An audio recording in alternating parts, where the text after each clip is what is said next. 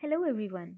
Welcome to the exploration video of the three ARQ protocols: stop and wait, go back and selective repeat protocols. These protocols play a crucial role in ensuring efficient and error-free data transmission, making them essential components of the network communication. Let us first discuss what ARQ protocols are.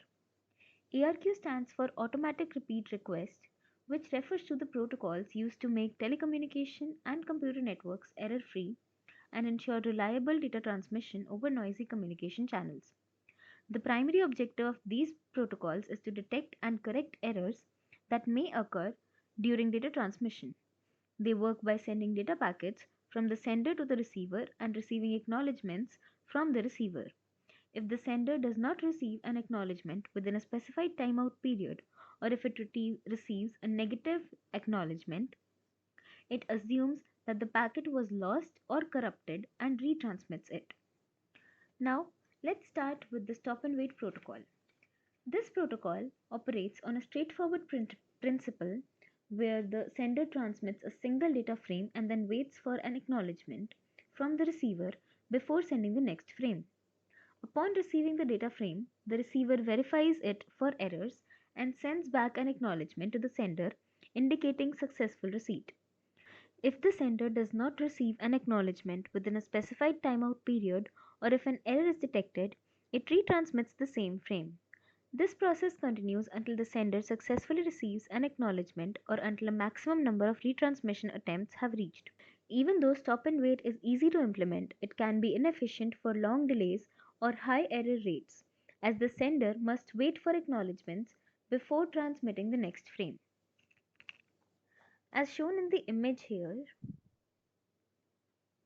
the sender retransmits the first data packet, called frame 0, after which it enters a waiting state. It remains idle, waiting for a response from the receiver. If the acknowledgement is received, it verifies the data integrity using techniques like checksum. If everything checks out, the receiver sends an ARQ signal back to the sender, or else there is a chance that the frame might be lost or corrupted during transmission, which here is indicated by a timeout arrow.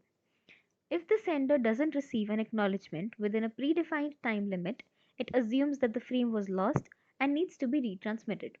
Therefore, the sender resends frame 0. Once the sender receives the ARQ signal for frame 0, it can proceed to send the next frame in the sequence. Moving on to the next protocol, which is go back N. Unlike stop and wait, go back N protocol allows the sender to transmit multiple frames without waiting for acknowledgements. However, if an acknowledgement is not received or an error occurs, the sender retransmits all unacknowledged frames from a specific point. This is known as the sliding window mechanism, where the sender maintains a sliding window of size n, representing the maximum number of unacknowledged frames allowed. This mechanism is used to manage the transmission of data frames. Once the frames are transmitted, the sender starts a timer. If an acknowledgement for a particular frame is not received before the timer expires, the sender retransmits all the unacknowledged frames from the beginning of the window. This process continues until the sender successfully receives acknowledgements for all the frames within the window. As shown in the example here, the transmission of packet 2 is hindered and it is lost in the network, due to which the next packets 3, 4 and 5 are discarded as frame 2 is expected. Therefore, the complete window starting from 2 is retransmitted.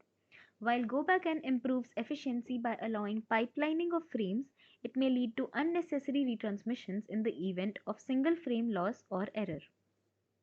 Next, we'll explore the selective repeat protocol. This protocol combines the efficiency of go back N with the flexibility of retransmitting only the lost or damaged frames. Like go back N, the sender maintains a sliding window of size n. However, in selective repeat, the receiver sends individual acknowledgements for each correctly received frame. Upon detecting a missing or damaged frame, the sender retransmits only that specific frame rather than retransmitting all the unacknowledged frames within the window.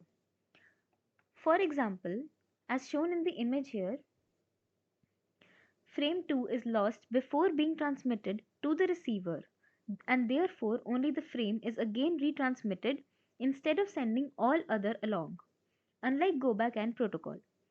This selective retransmission mechanism reduces unnecessary retransmissions and improves the overall efficiency. However, selective repeat requires more complex buffering and acknowledgement mechanisms compared to stop and wait and go back end protocols. Despite this complexity, selective repeat is often preferred in high speed networks where efficiency is critical. That is all for this demonstration video. Thank you.